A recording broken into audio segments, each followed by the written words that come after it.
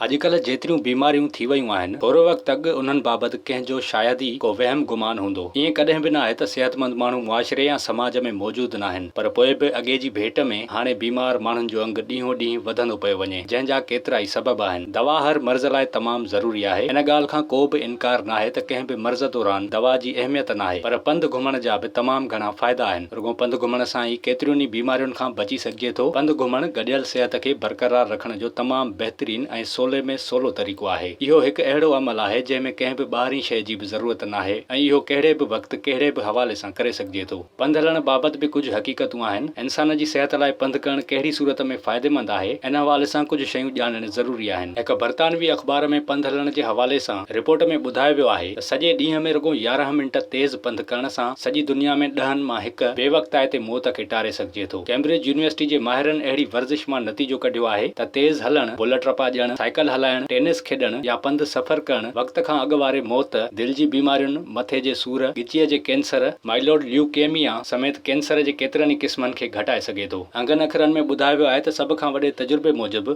आलमी सतह ते 10 मां हिकु वक़्त खां अॻु वारे मौत खां बची सघे थो। जेकॾहिं को बि माण्हू 150 मिंटनि वारी सख़्त जिस्मानी सरगर्मी वारे ॼाणायल हदफ़ खे पूरो करे वठे त हर सूरत में वक़्त खां अॻु वारे मौत खां बची सघिजे थो। कैम्ब्रिज में मेडिकल रिसर्च काउंसिल एपिडीमोलॉजी यूनिट जे डॉक्टर सोरेन प्रग चयो त जेकॾहिं तव्हांखे हफ़्ते में 150 मिंट पंधु करणु ॾुखियो लॻे थो त असां वटि तव्हां लाइ इहा बि हिकु सुठी सलाह आहे। तव्हां फ़िलहाल हफ़्ते में 75 मिंटनि ताईं पंधु करण जी आदत खे इख़्तियार कयो, जेको पिणु तव्हां लाइ तमामु घणो फ़ाइदो आहे, जंहिंखे तव्हां थोरे थोरे वक़्त खां पोइ वधाए हफ़्ते में 150 मिंटनि ताईं करे सघो था। माहिरनि जिस्मानी सरगर्मी जी सतह ऐं दिलि जी बीमारी, कैंसर ऐं वक़्त खां अॻु वारे मौत जे ख़तरनि विच में लाॻापन जो जाइज़ो वरितो ऐं नतीजे ताईं पहुता त हर हफ़्ते में 75 मिंट जी जिस्मानी सरगर्मी करण सां वक़्त खां अॻु वारे मौत जे ख़तरनि खे 23% घटाए सघिजे थो। इहो अमल दिलि जी बीमारियुनि वारे ख़तरनि खे 17% ऐं कैंसर जे ख़तरनि खे 7% ताईं घटाए सघे थो। माहिरनि जो चवणु आहे त जेकॾहिं मुतालिए में शामिल हर माण्हू हफ़्ते में घटि 150 मिंट सरगर्मी करे त लॻभॻि 16% ताईं वक़्त खां अॻु वारे मौत खे रोके सघिजे थो। इन जे लाइ कुझु आदतूं मटाइणियूं पवंदियूं। माहिरनि इन ॻाल्हि ते बि ज़ोर ॾिनो आहे त रुॻो कुझु आदतूं मटाइण जी ज़रूरत आहे। इन लाइ माहिर सलाह ॾियनि था त स्कूल, यूनिवर्सिटी या ऑफिस वञण लाइ तव्हां गाॾीअ जो इस्तेमालु करण बदिरां पंधु अचु वञु कयो या साइकिल जो इस्तेमालु करियो, जॾहिं त वॾी उमिरि जा माण्हू बि पोटियुनि सां रांदि रूंद करे सघनि था। माहिरनि चयो आहे त ख़ुशगवार सरगर्मियुनि खे हफ़्तेवार पंहिंजी ज़िंदगी में आणणु कंहिं बि माण्हूअ खे पंहिंजूं जिस्मानी सरगर्मियूं वधाइण में वॾी मदद ॾींदो।